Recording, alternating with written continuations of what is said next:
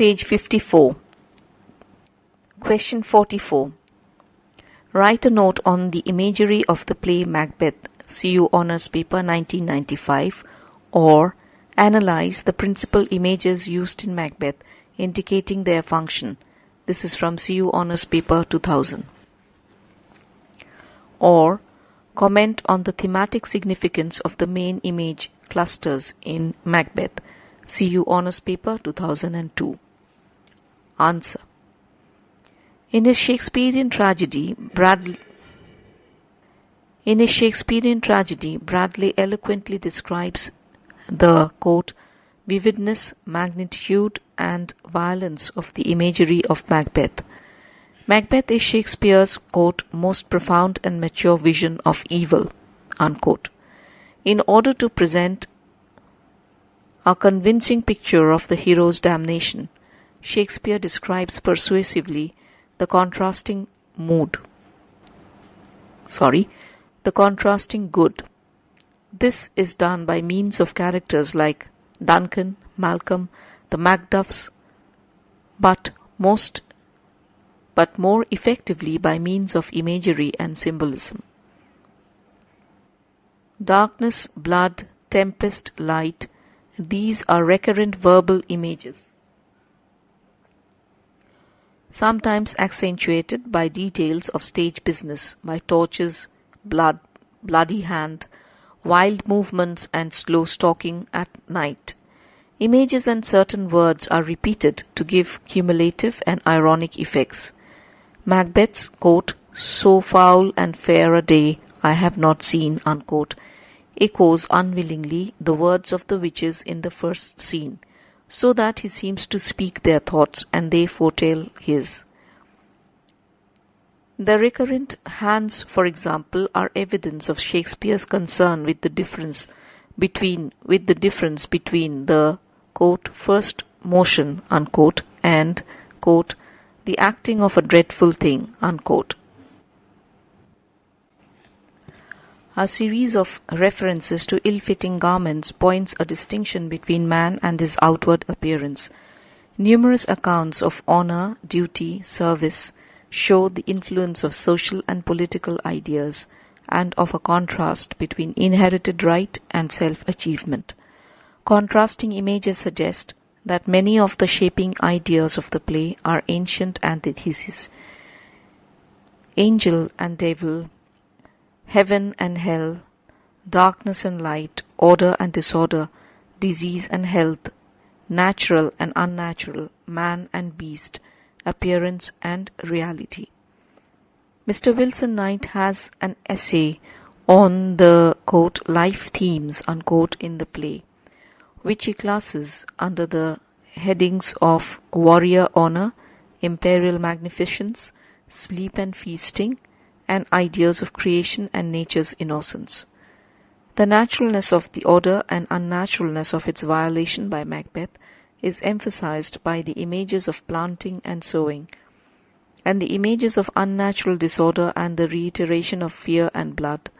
The contrast is most apparent in the lines which express so violently Lady Macbeth's violation of her sex. Quote, I have given suck and know how tender it is to love the babe that milks me. I would, while it was smiling in my face, have plucked my nipple from his boneless gums and dashed the brains out, had I so sworn, unquote. By these means, Shakespeare builds up the order of nature and examines the nature of order, so that violation of order in the state by the assassination of Duncan is seen to be an unnatural horror, inevitably attended by portents.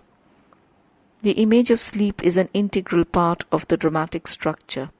The series of metaphorical expressions for sleep, Act 2, Scene 2, lines 35, is of the greatest dramatic suitability. That Macbeth has murdered Duncan while asleep is what is specially fearful in his deed. The rich imagery, therefore, is no digression. It is a vital, throbbing expression of what is taking place at this moment in Macbeth's soul. Sleep runs like a key word throughout the whole play. Lady Macbeth is the worst sufferer. She cannot sleep and walks and mumbles in sleep. Bradley gives examples of magnitude and violence of imagery. Images like those of the babe torn smiling from the breast and dashed to death, of pouring the sweet milk of concord into hell, of the frame of things disjointed, of sorrow striking heaven on the face, of the mind full of scorpions, all keep the imagination moving on a wild and violent sea within quotes. In its language and imagery, as in its action, the drama is full of tumult and storm. Whenever the witches are present, we see and hear a thunderstorm. When they are absent, we hear of shipwrecking storms and direful thunders, of tempests that blow down trees and churches, castles, palaces, and pyramids, of the frightful hurricane of the night when Duncan was murdered, of the blast on which pity rides like a newborn babe.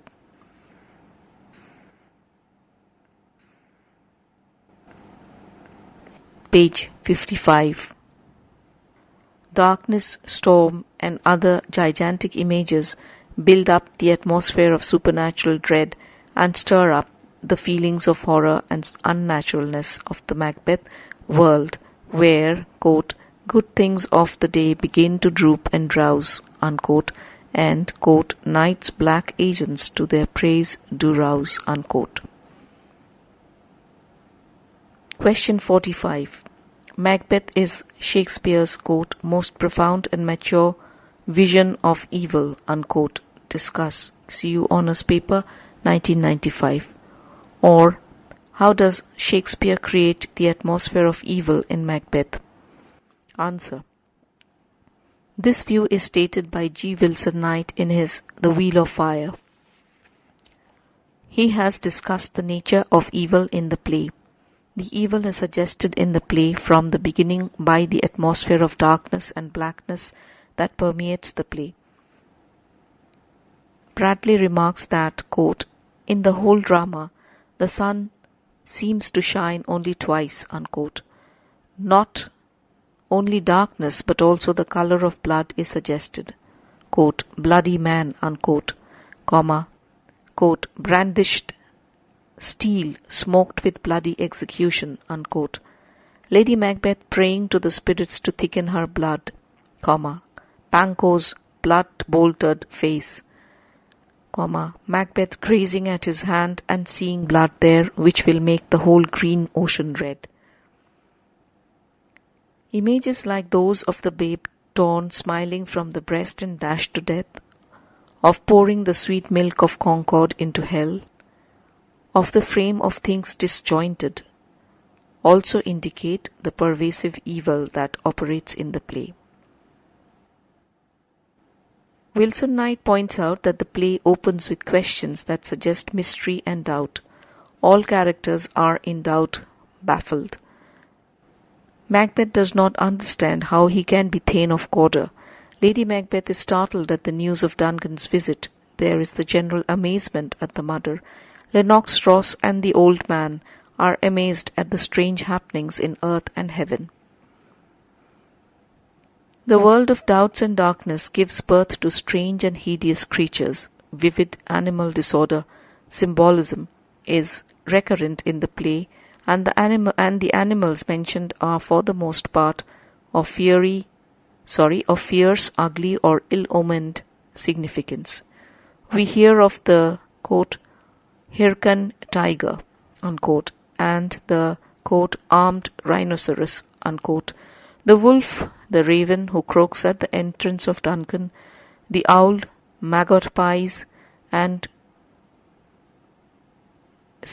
choughs, and rooks, bat and his cloistered flight, within quotes. Macbeth's mind is full of scorpions. All this suggests life-threatening, ill-omened, hideous, and it culminates life in the holocaust of filth prepared by the weird sisters in the cauldron scene. Animals like men are irrational and amazing in their acts. A falcon is attacked and killed by a mousing owl, and Duncan's horses eat each other. There is a prodigious and ghastly tempest. with screams of death. The owl clamours through the night. The earth itself shakes. We are thus aware of a hideous abnormality in this world. The nightmare and abnormal quality of the Macbeth universe is suggested by fantasies and ghosts. The dagger of Macbeth's mind, the ghost of Banquo, the apparitions, the vision of Scottish kings culminating in the three weird sisters. The weird sisters are nightmare actualized. They are disorder personified. Their appearance in the midst of thunder and lightning on the blasted heath suggests the reversal of values that the Macbeth world will symbolize. It is a world where nothing is but what is not, where foul is fair and fair is foul. Where fair is foul and foul is fair. The action of the play turns on a deed of disorder. The murder of Duncan and its results are essentially things of confusion and disorder, and an interruption of the even tenor of human nature, and are thus related to the disorder symbols. The evil of atmospheric effect interpenetrates the evil of individual persons.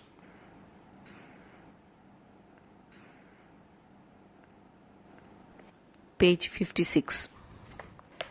The central human theme the temptation of crime of Macbeth are indicated in the lines, quote, "Why do I yield to that suggestion whose horrid image doth unfix my hair?" Unquote. This is the moment of the birth of evil in Macbeth. Quote, "Nothing is but what is not." Unquote. This strikes the keynote of the play. He is helpless as a man in a nightmare. Macbeth may struggle, but he cannot resist the temptation. Now this evil in Macbeth propels him to an act of absolutely evil.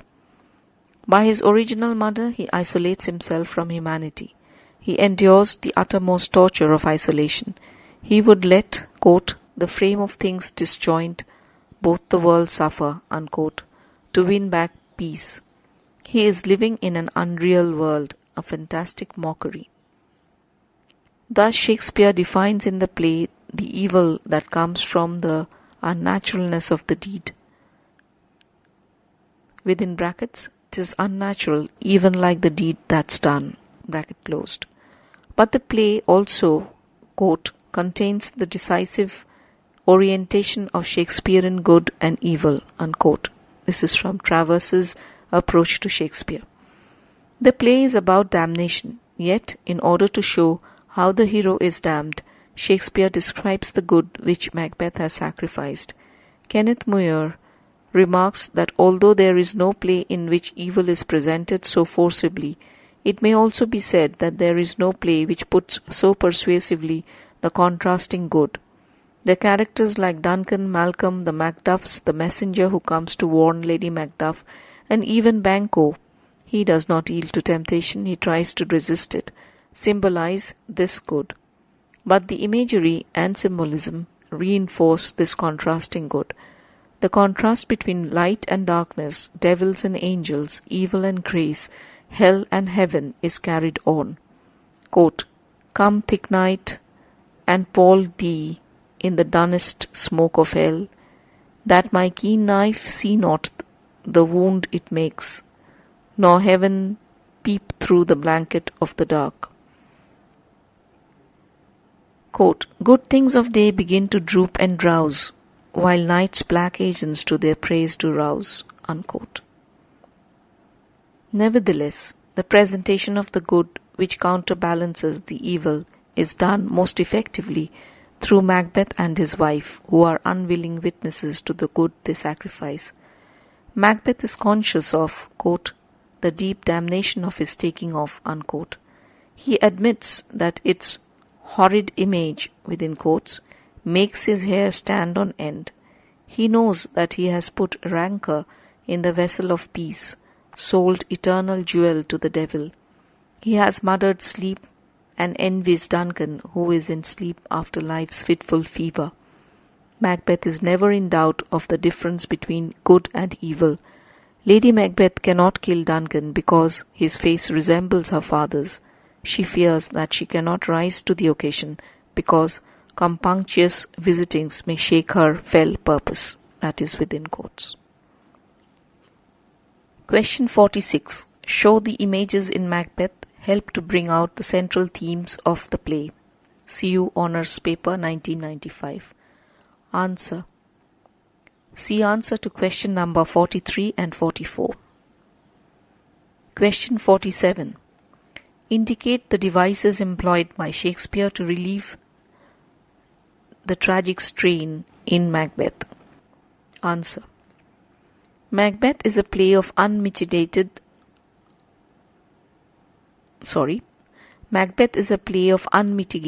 terror and gloom. Shakespeare exhibits here the moral anarchy enacted by the murder of Duncan by Macbeth. It is the most abominable crime, as it is the most unnatural. In order to emphasize the enormity of the crime, Shakespeare steeps the play in unrelieved darkness and mystery. The desolation of the blasted heath, the design of the witches, the guilt in the hero's soul, the darkness of the night in which all murders are committed, create the atmosphere of gloom and terror. There is the colour, but it is the colour of blood that is emphasized. Bradley points out that in the whole drama, the sun seems to shine only twice. First, in the beautiful but ironical passage where Duncan sees the swallows flitting round the castle of death, and afterwards, when at the close the avenging army gathers to rid the earth of its shame.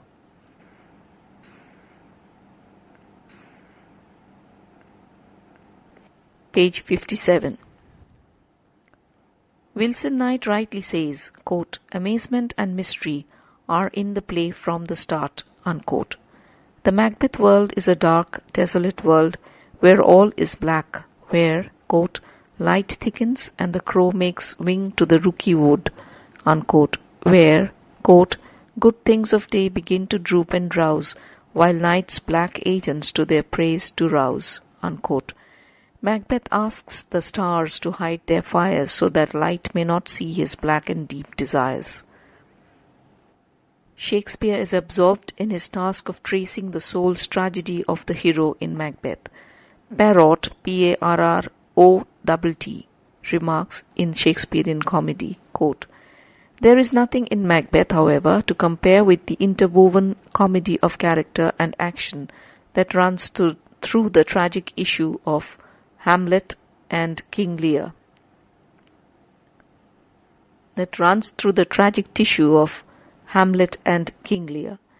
Macbeth stands apart as an example of concentrated and headlong tragedy. Parrott is of the opinion that of all Shakespearean tragedies, Macbeth alone was written in the original version. It may be noted that the play underwent revisions at the stage performances, because it did not please the general public. D. Avenant enlarged the songs and dances of the witches. They were made amusing rather than repulsive. The text as it stands today contains 3 passages which secure variety in tone and afford relief from the tragic strain excited by the horror of the witch scenes and the tension of the spiritual turbulence of the principal characters. They are the passages where the porter appears, the conversation between Lady Macduff and her little boy, and the passage where Macduff receives the news of the slaughter of his wife and babes.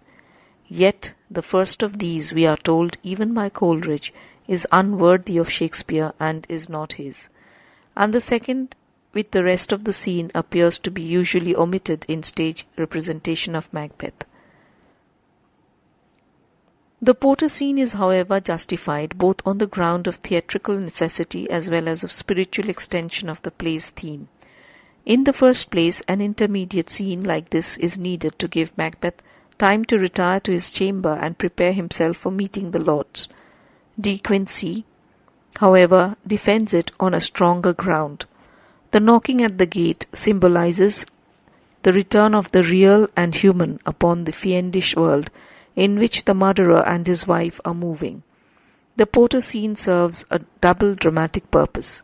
The porter's speech, no doubt, provoked laughter among the audience.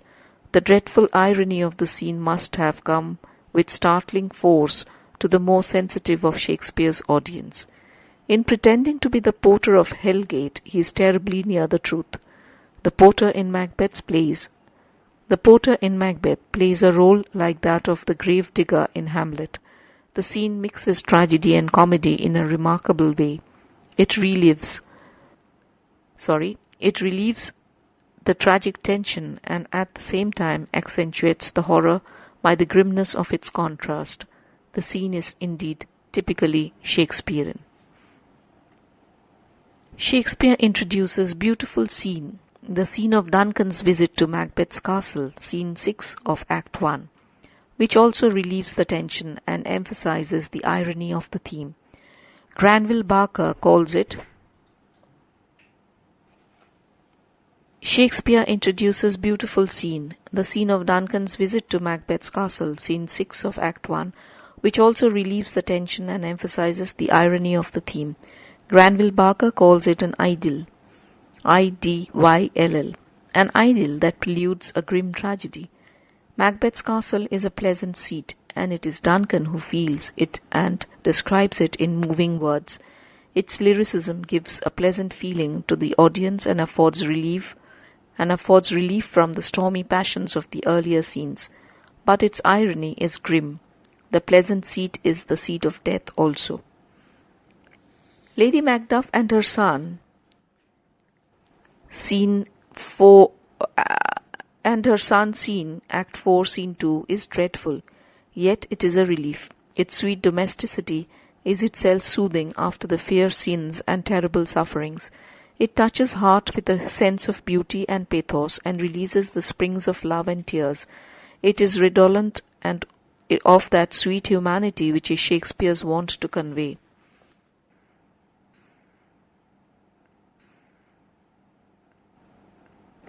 Page 58. The very mention of mother and son introduces a new note to the play. Lady Macduff accuses her husband of cruel neglect of his family. Quote, "He loves us not, he wants the natural touch." Unquote. The accusation itself suggests their affectionate relationship. The clever child's ready answers and bold retort show the child's love of his father. Bradley remarks about this scene, quote, "In this section of a tragedy, Shakespeare often appeals to an emotion different from any of those excited in the first half of the play, and so provides novelty and generally also relief." Unquote. The scene introduces a sense of beauty and an outflow of affection which come with an inexpressible sweetness after the tension of the crisis. Macduff's exhibition of grief on hearing the news of the slaughter of his wife and babes has the immediate purpose of heightening the abhorrence of Macbeth's cruelty, but it also shows the affectionate bond between Macduff and his family. The scene is extremely moving, and Macbeth's reception of the news of his wife's death may be intended to recall it by way of contrast. Thus, both in the scene of the chat between Lady Macduff and her son and the scene where Macduff expresses his grief over the slaughter of his family, the audience escape from the oppression of huge sins and sufferings into the presence of wholesome affections of unambitious hearts.